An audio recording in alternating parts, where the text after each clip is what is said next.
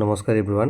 Fishery ডিপাৰ্টমেণ্টৰ ফালৰ পৰা নতুন নিযুক্তিৰ বাবে এই বিজ্ঞাপনটো প্ৰকাশ কৰিছে। এই বিজ্ঞাপনত মুঠ 9টা খালী পদ আছে। তাৰে কেটেগৰিয়াছ পোষ্ট কেইটা একুৱাকালচাৰেল স্পেচিয়েলিষ্টত আছে এটা পোষ্ট। এই পোষ্টত এপ্লাই কৰিব হ'লে মিনিমাম শিক্ষাগত অৰ্হতা থাকিব লাগিব। পোষ্ট গ্ৰেজুৱেট ডিগ্ৰী অথবা গ্ৰেজুৱেট ডিগ্ৰী হ'ব লাগিব।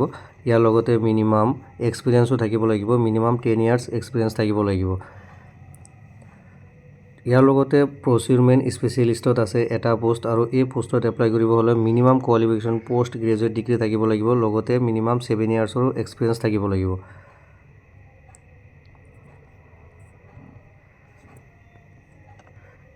তিনি নম্বৰ পোষ্টটো হ'ল জুনিয়ৰ প্ৰজেক্ট ইঞ্জিনিয়াৰ। ইয়াত মুঠ খালী পদ আছে এটা আৰু এই পোষ্টত এপ্লাই কৰিব হ'লে মিনিমাম কোৱালিফিকেশ্যন গ্ৰেজুৱেট ডিগ্ৰী লগতে 5 ইয়াৰ্ছৰ এক্সপিৰিয়েঞ্চ থাকিব লাগিব।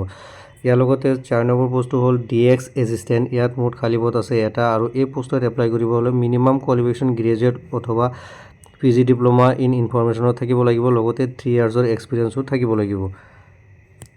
5 নম্বৰ পোষ্টটো আছে ছাপৰ্টিং ষ্টাফ কম্পিউটাৰ এছিষ্টেণ্ট। ইয়াত মুঠ খালী পদ আছে এটা আৰু এই পোষ্টত এপ্লাই কৰিব হ'লে মিনিমাম কোৱালিফিকেশ্যন গ্ৰেজুৱেট ডিগ্ৰীৰ লগতে এক্সপিৰিয়েঞ্চো থাকিব লাগিব। এক্সপিৰিয়েঞ্চ নাথাকিলেও এপ্লাই কৰিব পাৰিব, জাষ্ট প্ৰিফাৰেঞ্চটো নাপায়। লগতে কম্পিউটাৰ ডিপ্ল'মা থাকিব লাগিব আৰু কম্পিউটাৰৰ ওপৰত MS Word Excel ইয়াৰ ওপৰতো নলেজ থাকিব লাগিব।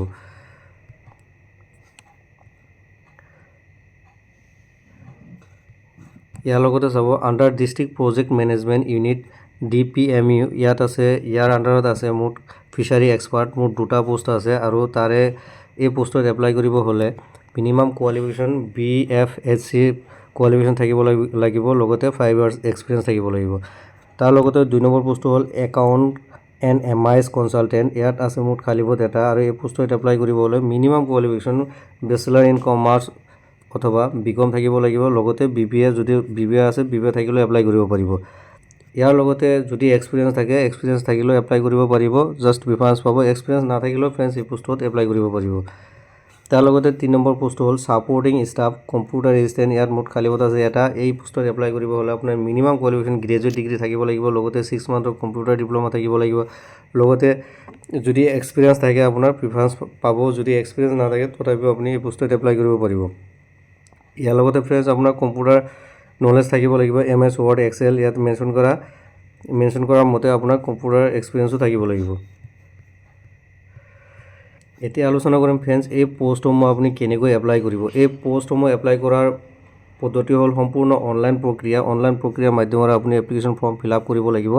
ইতিমধ্যে অনলাইন এপ্লিকেশ্যন প্ৰক্ৰিয়া ষ্টাৰ্ট হৈছে। যোৱা 22 তাৰিখৰ পৰা 22 জানুৱাৰীৰ পৰা ইতিমধ্যে ষ্টাৰ্ট হৈছে আৰু এই অনলাইন প্ৰক্ৰিয়াটো অহা 12 ফেব্ৰুৱাৰীলৈকে চলি থাকিব। আপুনি যদি ইলিজিবল আৰু আগ্ৰহী আপুনি পলম নকৰি এই ডেটৰ ভিতৰতে এপ্লাই কৰি ল'ব। এপ্লাই কৰাৰ পিছত এটা শ্বৰ্ট লিষ্টেড ওলাব আৰু এই শ্বৰ্ট লিষ্ট অনুযায়ী আপুনি এক্সাম দিব লাগিব। এক্সামত এপিয়াৰ হ'ব লাগিব। এক্সামত এপিয়াৰ হোৱাৰ পিছতে আপুনি এই চাকৰিটো লাভ কৰিবলৈ সক্ষম হ'ব।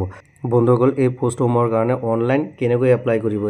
আপুনি অনলাইন এপ্লাই কৰিব হ'লে আপোনাৰ মোবাইলৰ জৰিয়তে এপ্লাই কৰিব পাৰিব। তাৰ কাৰণে ইয়াৰ অফিচিয়েল ৱেবছাইট fisheries.director.assam.gov.in এই ৱেবছাইটত গৈ আপুনি এপ্লাই কৰিব পাৰিব। ইয়াৰ লগতে ফ্ৰেণ্ডছ এপ্লাইৰ এটা ইম্পৰ্টেণ্ট পইণ্ট আছে। আপুনি এপ্লাই কৰাৰ পিছত ইয়াত মেনশ্যন কৰা ইমেইলত আপোনাৰ CV অথবা এপ্লিকেশ্যন ফৰ্ম ফিল আপ কৰি লগতে আপোনাৰ ডকুমেণ্টছখিনিও এই ইমেইলত চেণ্ড কৰিব লাগিব।